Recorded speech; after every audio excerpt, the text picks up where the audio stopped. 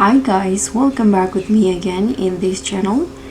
So on today's video, I'm going to show you how you can modify the weather anywhere you want and fish it. So if you're hunting for fish that only spawn during rain, snow or fog, you don't have to wait hours for the server to change.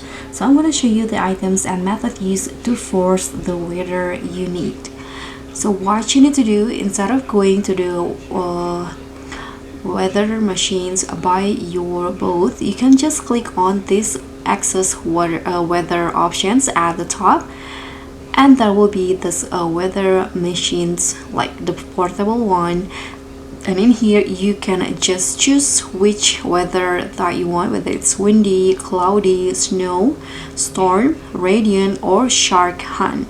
So for example, I'm going to use the shark hunt in here. As you guys can see, you need to pay for certain coins. Let's see, and this one for 300,000, or the other one 50, 35. So the price are vary. You can just choose which weather that you need.